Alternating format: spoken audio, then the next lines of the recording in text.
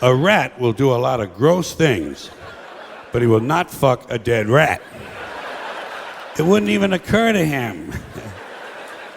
Only a human being would think to fuck someone who just died. We gotta be the most interesting critters on the planet. And then we wonder why a UFO doesn't just land and say hello.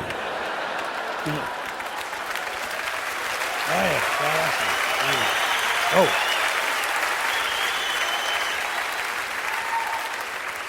You know the best thing about necrophilia? You don't have to bring flowers.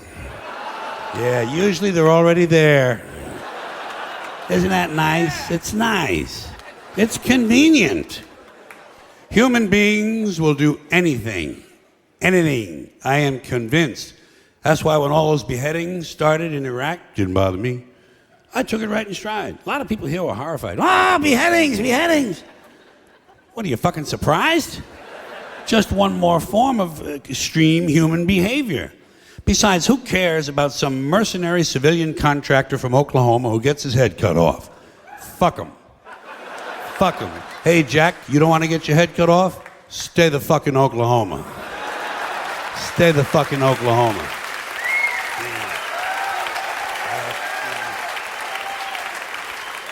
They ain't cutting off heads in Oklahoma, as far as I know.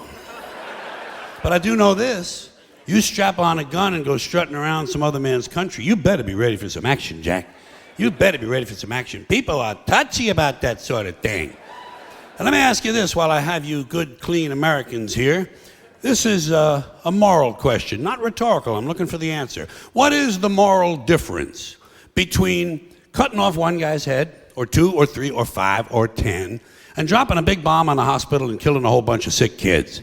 Has anybody in authority given you an explanation of the difference? I have not gotten an email on this. No one will talk to me. I haven't gotten a postcard, not a fucking instant message, nothing. Now, in case you're wondering why I have a certain interest and fascination, let's call it, with torture and beheadings and all of these things I've mentioned, it's because each of these items reminds me in life, every time one of them occurs, it reminds me over and over again what beasts we human beings really are. You know, when you get right down to it, human beings are nothing more than ordinary jungle beasts, savages, no different from the Cro-Magnon people who lived 25,000 years ago in the Pleistocene forest eating grubs off of rotten logs. No different. Our DNA hasn't changed substantially in 100,000 years. We're still operating out of the lower brain, the reptilian brain, fight or flight, kill or be killed. Now, we like to think we've evolved and advanced because we can build a computer, fly an airplane, travel underwater. We can write a sonnet, paint a painting, compose an opera. But you know something? We're barely out of the jungle on this planet. Barely out of the fucking jungle. What we are is semi-civilized beasts with baseball caps and automatic weapons.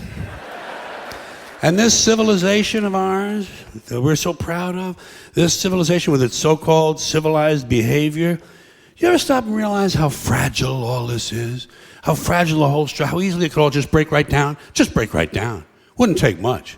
Probably happened in less than 2 years. Wouldn't take much all to throw us right back into barbaric times. All you'd have to do would be eliminate electricity. That's all. But completely eliminate electricity. So, no electricity, no lights. You're back to candles and lanterns, campfires and bonfires. Batteries couldn't be recharged. Generators couldn't be refueled because fuel is pumped electrically. So is water, by the way. So no lights, no fuel, no water. No computers. And computers run everything.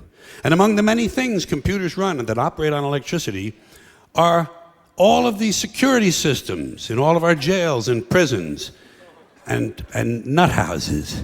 So suddenly, without electricity, all across America, the gates and cell doors of penitentiaries and mental institutions would fly open. And out would come all of our old friends.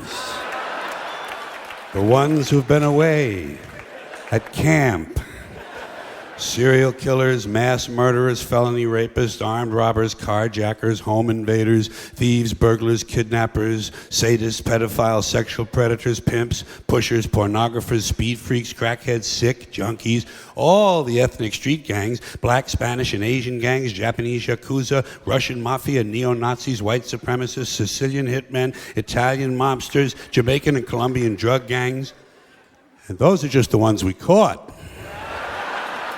Let's not forget their counterparts, still on the outside right now, waiting to hook up with their prison buddies so they can start a new organization, the American Federation of Sociopaths. Just what the country needs, another special interest group.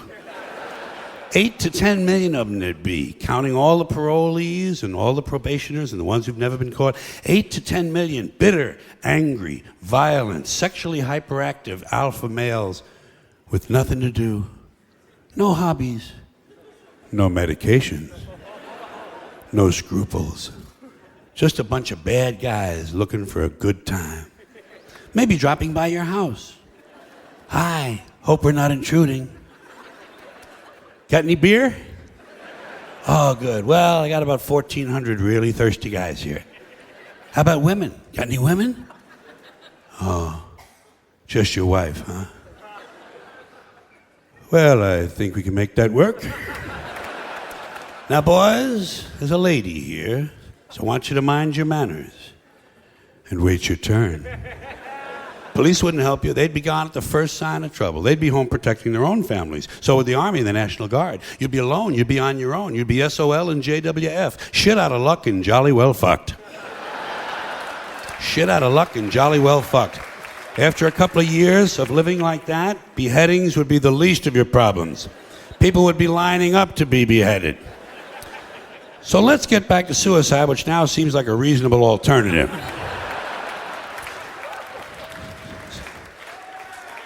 Suicide is an interesting topic to me because it's an inherently interesting decision. To decide voluntarily not to exist anymore. It's profound. You know what it is? It's the ultimate makeover. That's why I think it belongs on television.